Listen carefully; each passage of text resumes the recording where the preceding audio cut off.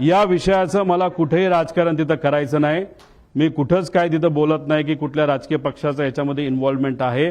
याच्यामध्ये नक्कीच घात झाला एवढं मात्र त्या ठिकाणी मी म्हणतो।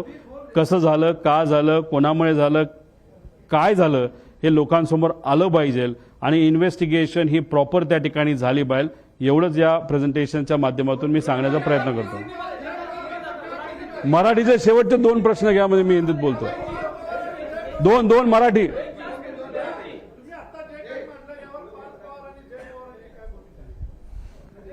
त्यांच्याशी बेसिक चर्चा करत असताना काही प्रमाणात त्यांना सुद्धा शंका आहे आणि शंका असल्यामुळे अमोल मिटकरी गेले ना सीएम कडे।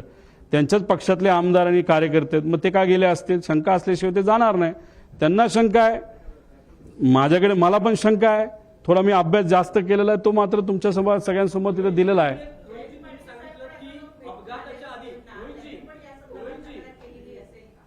नाही, या बाबतीतलं मला काय माहित नाही, कारण मी अजून कोणाच्याच संपर्कात नाही।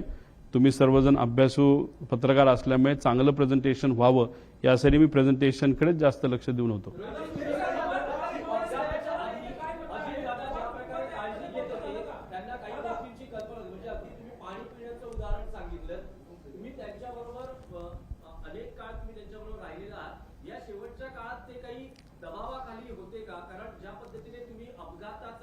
संशय व्यक्त करतात, काही तुम्हाला त्यामागे घातपातामागे काही वाटतंय का की कोणी असू शकतं किंवा काय कारण प्राथमिक अंदाज असू शकतो? अजितदादांवर दबाव टाकणं तसं सोपं नव्हतं। लढवया नेता त्याच्यामध्ये होते ते, पण काळजी नक्कीच ते तिथे घेत होते। मी फक्त एक उदाहरण सांगितलं, त्याच्या मागचं कारण मला माहित नाही। प्लास्टिकच्या बॉटलमध्ये टॅम्परिंग होऊ शकतं, त्या पाण्यामध्ये काही मिक्स केलं जाऊ शकतं, म्हणून त्यांनी ती बॉटल प्लास्टिकवरनं ग्लास बॉटलकडे ते तिथं वळले। हेलिकॉप्टरच्या बाबतीत मी माझा स्वतःचा अनुभव तुम्हाला तिथं सांगितला, म्हणजे काळजी कुठं ना कुठे ती त्या ठिकाणी ती होती। पाण्याच्या बाबतीत त्यांनी ॲक्शन नक्कीच तिथं घेतली। जर त्यांच्या मनामध्ये विमानाच्या बाबतीत सुद्धा जर शंका होती तर तिथं जर वेगळी ॲक्शन त्यांनी घेतली असती तर दादा आज आपल्याबरोबर असते।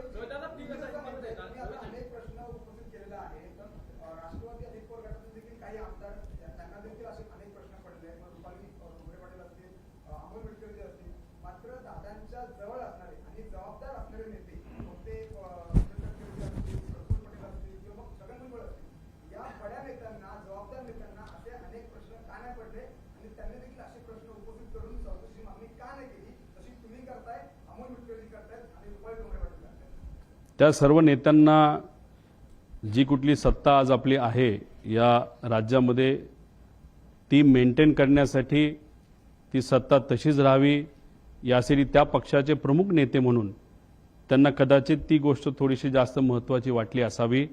आणि हीच गोष्ट करत असताना कुठेतरी मेन विषयाकडे लक्ष न जाता दुसऱ्याच विषयाकडे त्यांचं लक्ष गेल्यामुळे कदाचित काकींची इच्छा नसताना सुद्धा शपथविधीला सुद्धा काही प्रमाणात घाई ही त्यांच्याकडनं तिथं झाली।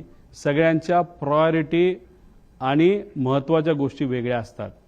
आम्ही आज दुःखात आहोत, आम्हाला माहिती पाहिजे की काका आमचे दादा हा जो ॲक्सिडेंट झाला तो कशामुळे झाला, ही आमची प्रायोरिटी आहे, हे आमच्यासाठी महत्त्वाचं आहे। आणि हीच गोष्ट काकींसाठी सुद्धा महत्त्वाची आहे, पार्थ आणि जयला पण महत्त्वाची आहे। पण ह्या नेत्यांना काय महत्त्वाचं आहे हे मी सांगण्यापेक्षा गेल्या 13 दिवसामध्ये लोकांनीच बऱ्याच काही गोष्टी तुमच्या माध्यमातून बघितलेल्या आहेत।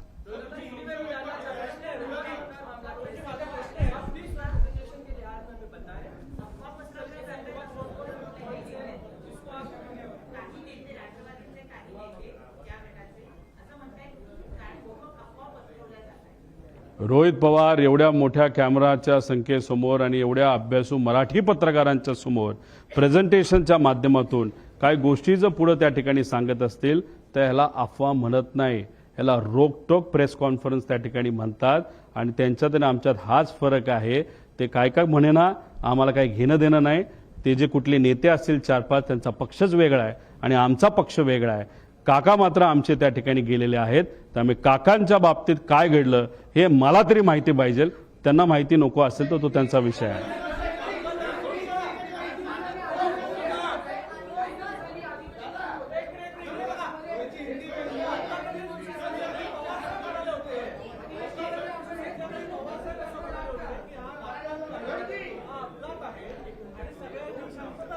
आज थांबा, प्रश्न आहे.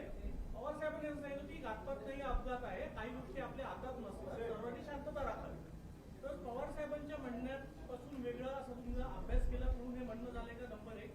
नंबर 2, तुम्ही जसं आता सांगितलं की GI आणि पास त्याची तुमची प्राथमिक चर्चा झाली. हे जे काही प्रेझेंटेशन तुम्ही केलं ते पवार साहेबांना दाखवलं आहे का? आणि ते दाखवून नंतर आता तुम्ही प्रश्न घेताय. साहेबांनी जे कुठलं स्टेटमेंट त्या ठिकाणी दिलं ते 28 तारखेला माझ्या अंदाजाने 12-1च्या दरम्यान तिथं दिलं असेल. काय असेल ते म्हणजे 6-7 तास झाले होते. मी 13 दिवसानंतर बोलतोय. 6 तासामध्ये आपल्याला किती कळतं आणि अंदाज काय असतात. आणि दुसऱ्या दिवशी लाखो लोक हे बारामतीमध्ये तिथे येणार होते. अर्धवट माहितीवर एखादं स्टेटमेंट मोठ्या नेत्याकडनं जर चुकीचं गेलं आणि त्याच्यावर जर लोकांनी वेगळी भूमिका घेतली तर मग जो महत्त्वाचा दिवस असतो तो दुःखाचा दिवस असतो पण महत्त्वाचा असतो. लाखो लोक वेगळं काहीतरी तिथं निर्णय घेऊ शकतात. हे एवढी मॅच्युरिटी आणि एवढा अभ्यास पवारसाहेबांचा नक्कीच त्या ठिकाणी आहे. 6 तासामध्ये एखादं स्टेटमेंट देणं 13 दिवसामध्ये स्टेटमेंट देणं याच्यामध्ये नक्कीच त्याच्यामध्ये फरक आहे. काल पवारसाहेबांशी मी बोलणार होतो पण तब्येतीचं कारण असल्यामुळे त्या ठिकाणी मला त्यांना ते प्रेझेंटेशन दाखवता आलं नाही. आणि दुसरी गोष्ट तुम्हाला सांगतो की रोहित पवारनी आजपर्यंत जे काय मीडियामध्ये स्टेटमेंट दिलेले आहेत, जे काय प्रेस कॉन्फरन्सेस घेतलेले आहेत, याच्यामध्ये मी कोणाची परवानगी त्याच्यामध्ये घेतलेली नाही.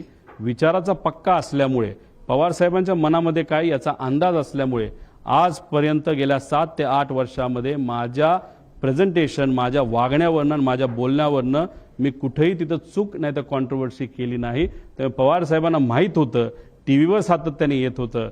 पण साहेबांचा माझ्यावर विश्वास असल्यामुळे साहेबांनी मलाही विचारलं नाही आणि मी त्यांना हे प्रेझेंटेशन तिथं दाखवलेलं नाही. दादा, तुम्ही जे म्हणताय जे काही मॅनिप्युलेशन झाले त्याच्यामध्ये हा एक व्यापक गट आहे असं तुम्हाला वाटतं की फक्त त्या गैरमानिकाचा अतिघाई किंवा अतिविश्वास घडला हे नक्की काय की सगळं?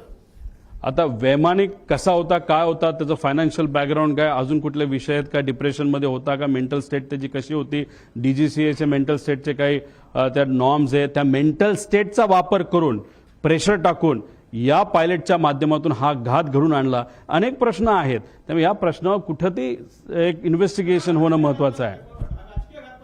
मी मगाशी तुम्हाला सांगितलं इथं मला राजकीय कुठंच काय बोलायचं नाही. घातपात आहे का तर त्याची शंका 100% आहे. राजकारण हे मी आणत नसल्यामुळे राजकीय आहे का नाही याचा मी विचार सुद्धा केलेला नाही.